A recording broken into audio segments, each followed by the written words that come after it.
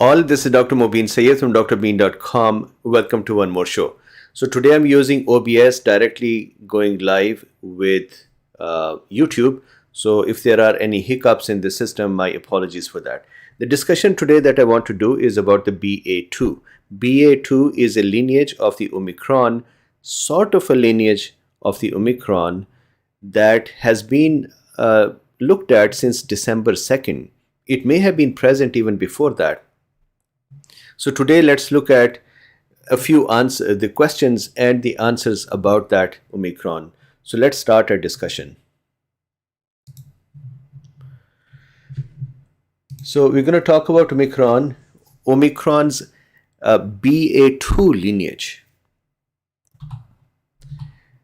And this is a painting that I had done. It is titled Storm. Now here is what we have. Omicron was originally 529. It was identified or named as 529. However, what happened was, as the further lineages came in, they renamed the parent to 529, so B.1.1.529.1, and this new lineage or new variant that came in was called 529.2. There is also another variant called 529.3, but that is quite rare, so we will not talk a lot about that. So again, this is a medical disclaimer. This is not, the whole discussion is just informational. It is not for any medical decision making.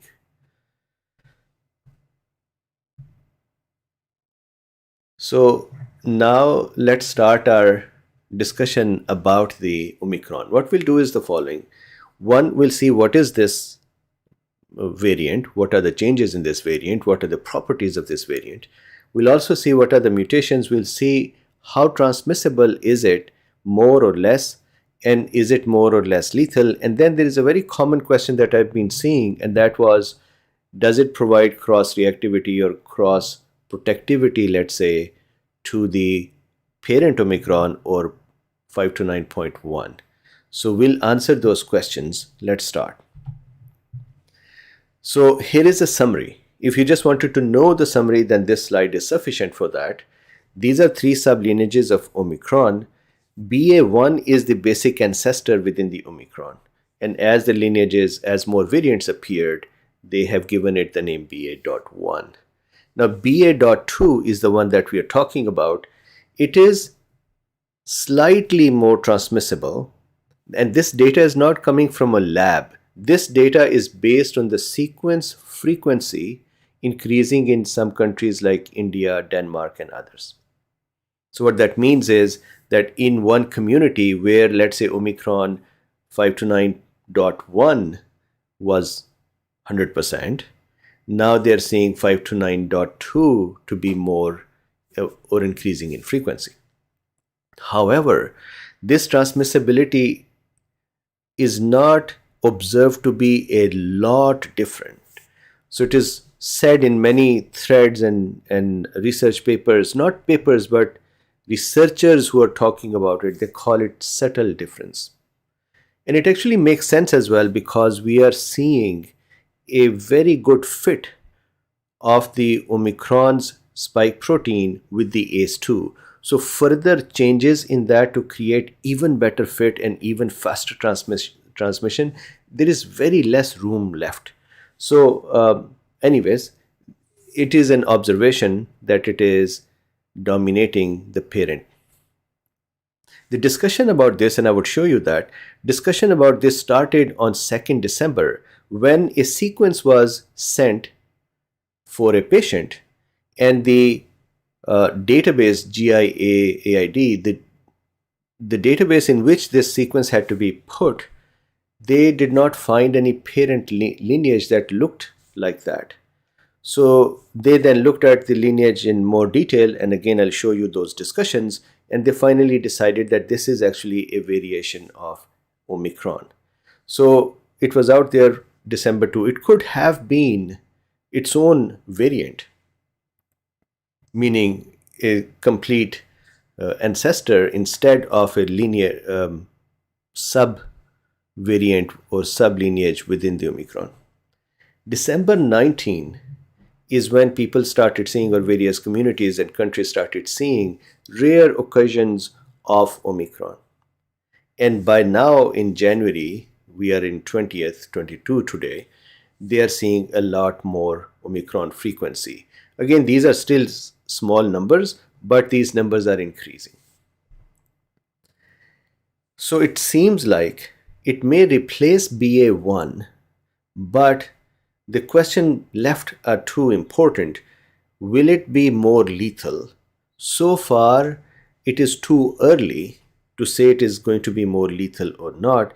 However, the data from these countries where it is does not show any dramatic differences in severities or in death rates compared to Omicron. Then, if somebody gets infected with BA.2, will they be protected from BA.1?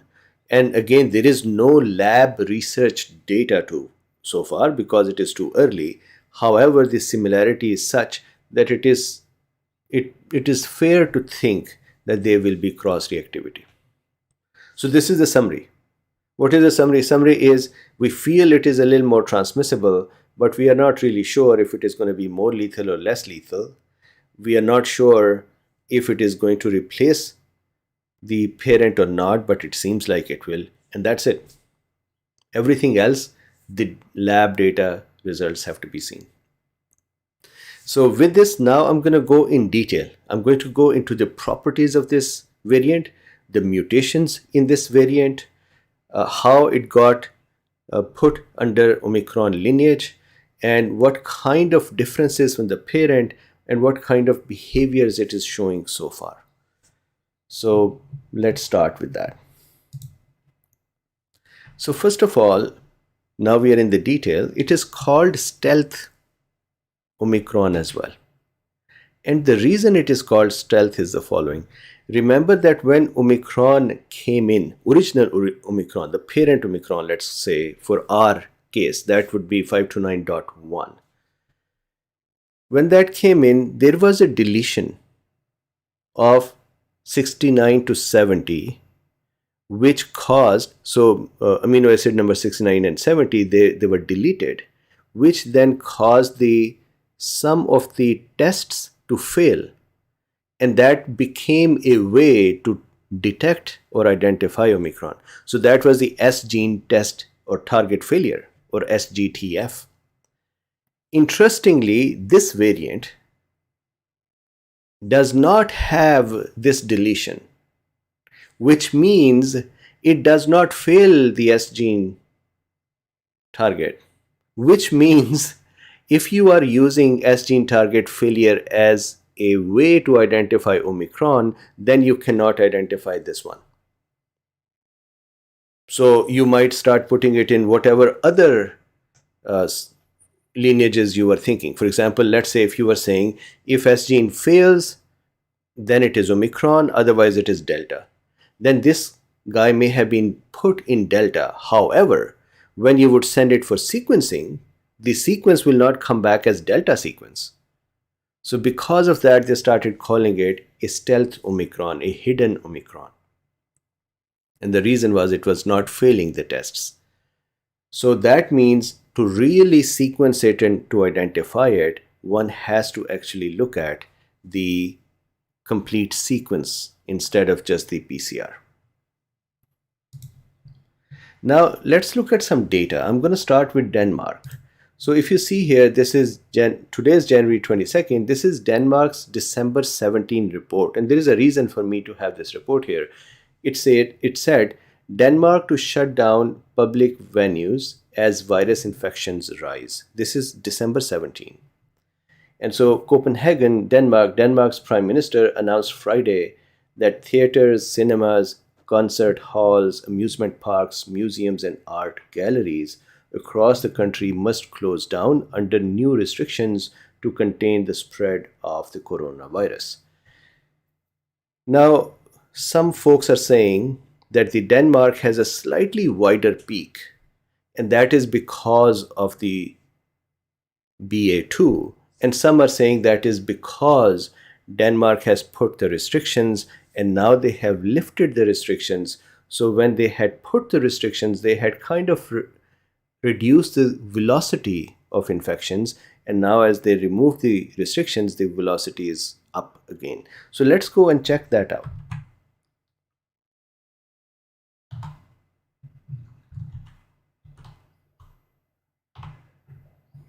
So if I go here, so this is DrBeen.com. This is Wikipedia. It is a good article. They have curated good information over here. Again, if you don't trust Wikipedia, that is fine. But there are some good informational pieces in here. This is the Guardian's report that was 7 December about the new stealth variant. Remember, 7 December. So it's not a new thing. It's not something that just happened. It is relatively new, but it is not January news. Here is that Denmark news that I just showed you. And now if we look at Denmark's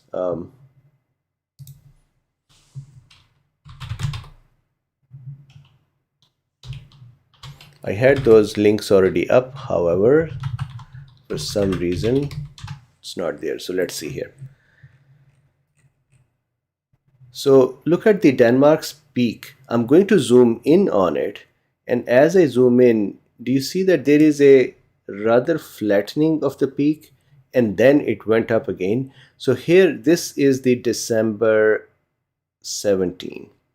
So somewhere over here, Denmark decided to impose restrictions. Then they lifted them now, and so now the peak is going up fast. So if it was because of BA.2, then this flattening would have continued as Denmark is getting more and more BA.2 cases. However, because it has started going up similarly as BA.1, or maybe a little faster than BA.1, it seems like this stall, this horizontal plateau that we saw, is probably because of Denmark's own decisions. So this is an important thing to note. Now let's check out how this is a fascinating story to look at. How did the sequence started becoming noticed? So this is GitHub, and this is where the database for the sequences is kept, and this is where the softwares are present that researchers are using to kind of look at every new sequence that is reported and compare it to what lineage it goes under and put it over there. So here it is very interesting. So they're saying sequence of travelers from South Africa failed to get assigned to any lineage by pangolin with a long branch to Omicron. So they're saying that we have a patient who we have a sequence from that patient, but that sequence is not fitting under any lineage. So what should we do? And this is really researchers and technologists working together to figure it out. And so they're saying this sequence we got this morning, look at the date, this is December 2nd, 2021. This sequence we got this morning is from a return traveler from South Africa. Pangolin failed to assign any lineage to it, neither Scorpio. So they have two systems called Pangolin and Scorpio that automatically look at a new sequence that is reported to this database and kind of fit it under some lineage and say, well, this is the most similar to this lineage. So both of these softwares failed to allocate this new sequence under any. And so that discussion started between the researchers and the technologists to say, what is it similar to? And if you look at this thread here, folks then started looking into this sequence, this new sequence, manually and started comparing it. And so finally they decided that this is very similar to Omicron, although there are so many changes in it as well from BA.1 or the parent, that it was failing by the software to be identified. So what are the changes in this? Let's look at them. So now we are looking at the mutations. So this is a beautiful area. I hope that you would enjoy this one. And again, kudos to the researchers, technologists that are working through this. Regardless of any politics or any panic, They are just going over the data and trying to figure out where does it fit and trying to see what mutations are there. So this is a mutation table. And the way to look at this table is the following. On the leftmost column are the mutations, which are for original Omicron. In the second column is the location of the mutation. For example, some of the mutation, if I take the very first mutation, T670G, is in open reading frame 1AB. And we have seen the genetics of the Omicron or the SARS-CoV-2 many times, that it has open reading frames, it has N domains, it has spike protein, and so on. So here, this is the location. So if you see open reading frames, then S stands for spike, then this is open reading frame 3, 6, and so on. The third column shows what is the mutation that is happening. The fourth column, so this is the amino acid, the previous one is the location, then this is the amino acid that is changing. The fourth column, the one that has these blue yeses. Now, to look at this is the following. If you look at the column with the, let me make it a little bigger, the column, so as I keep making it bigger, it keeps making the image. So let's see if I can make the image bigger. I can. So look at this one where it says B11529 or the green yeses. Look at that part first. That is the common ancestral mutations.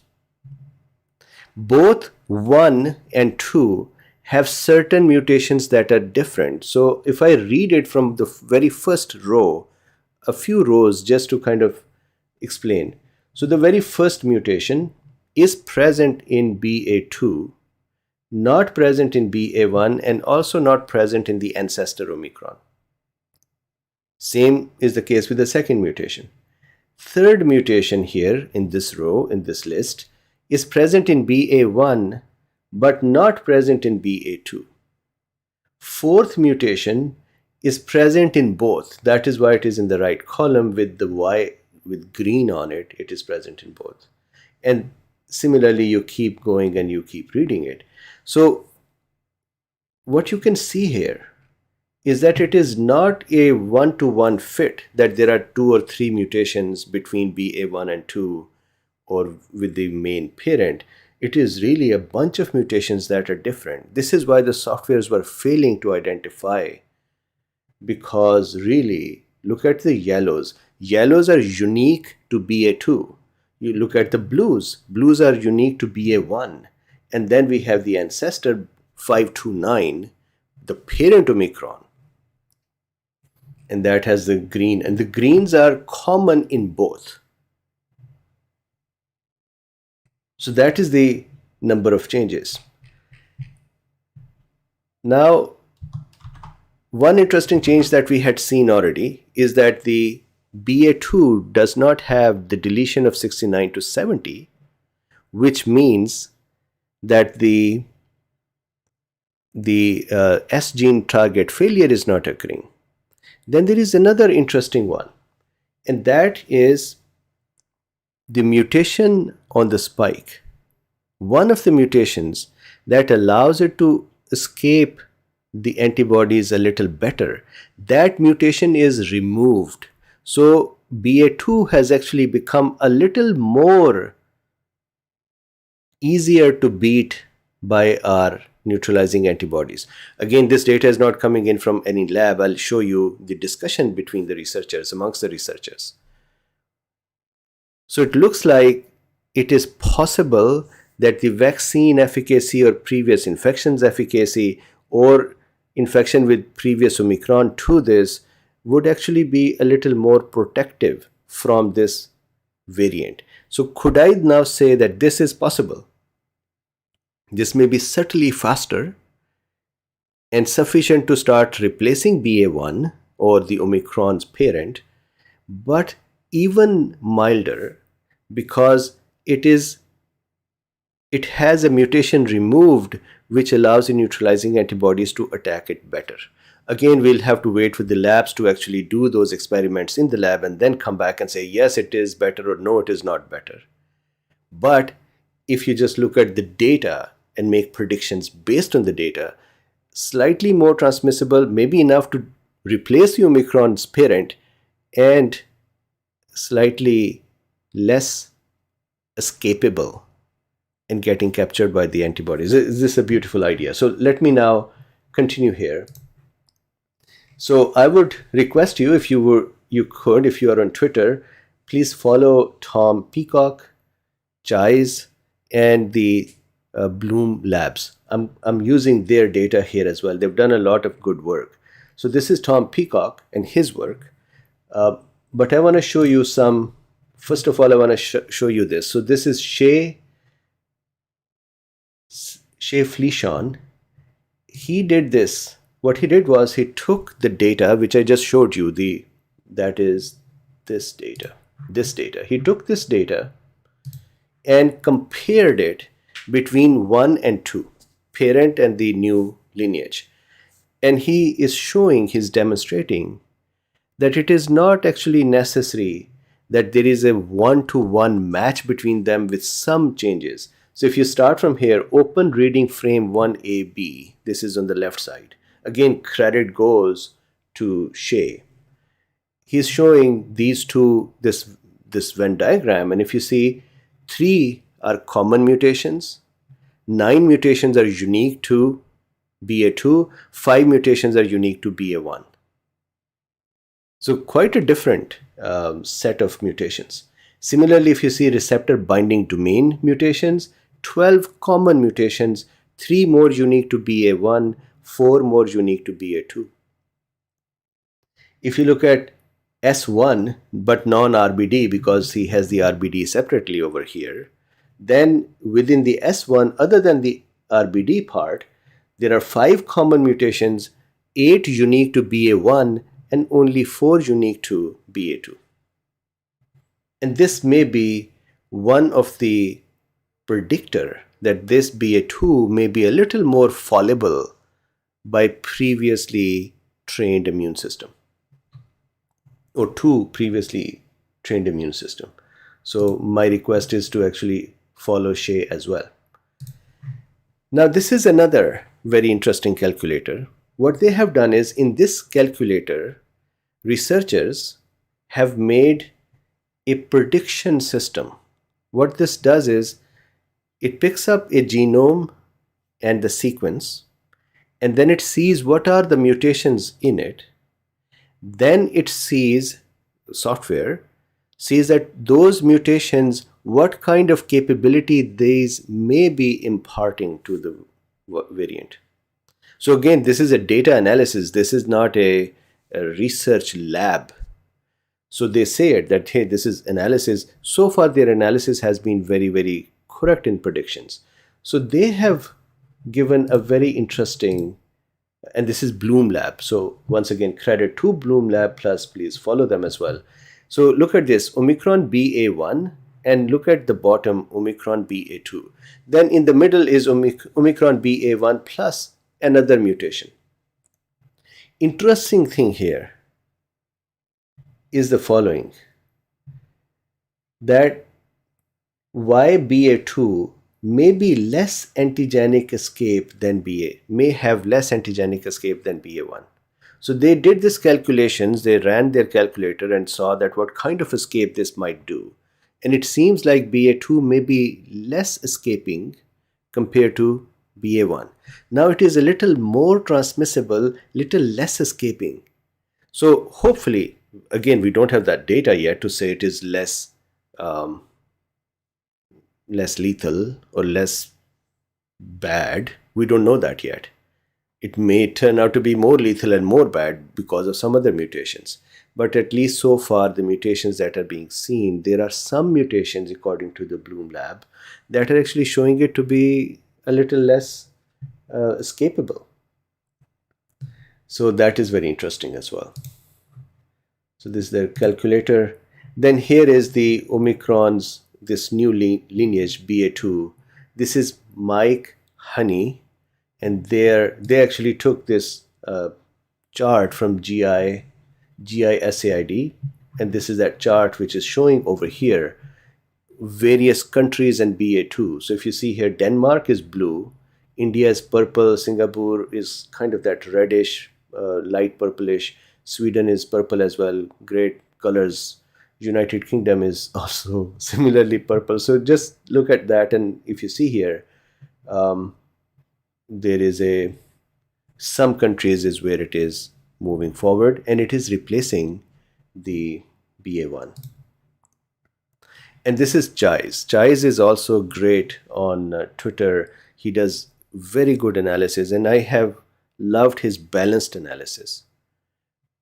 I have also not seen him falling to one side or the other side just to make a point or just to take a side.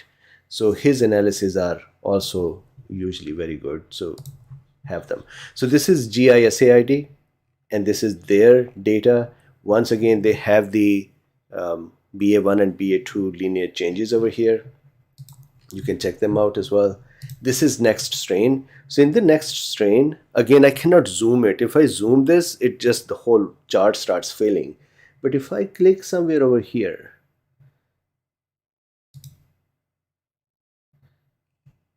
so this is BA.1. So you can actually click on various parts. Let me see if I can zoom it. Please don't mind if it broke down. I could actually just go to the Omicron lineage. Let's do that. If I just click on the Omicron, now we have Omicron. And if these little yellow ones, if I click them, these are, for example, BA.2. So 3 to 7 days ago, this was in Austin Bird et al., Australia. So you could actually see how this is moving. So this one is Romy Wingbam et al., and this is also BA.2, 7 days ago in Asia.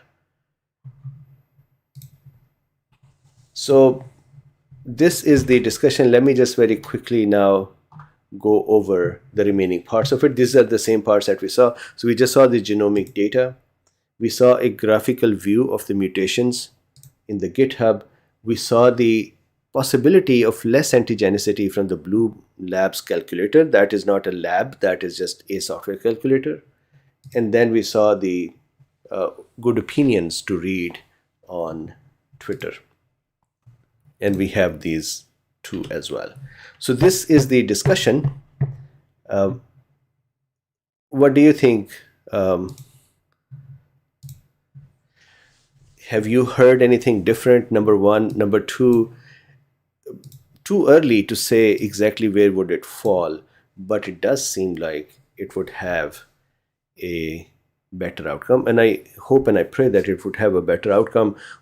I think what would happen is various research labs are now going to pick it up, and they are going to run it, with those trials, and they'll try to attach it to the cells, and they'll see what kind of behavior it has. They'll compete it with the parent, and they'll say how transmissible, how lethal, what kind of pathogenicity. All that is still not there. We just have an inkling that it is in some countries replacing the parent, so that may be because it is more transmissible. And then we have this inkling that it may be less escaping the immune system, which may make it a little more weak. So that is a discussion. Thank you very much for joining. I might come back once more today. That little chat from CDC about the pivoting the language and up to date or not, that is really bothering me. So we might talk about that again. I'm just trying to figure out if my software system today can start working correctly. So anyways, thank you very much. I cannot chat very easily here.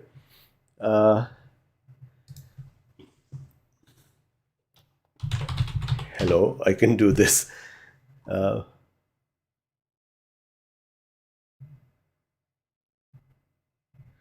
this is where we are at. So I can chat a little bit, click the arrow just to the right of login.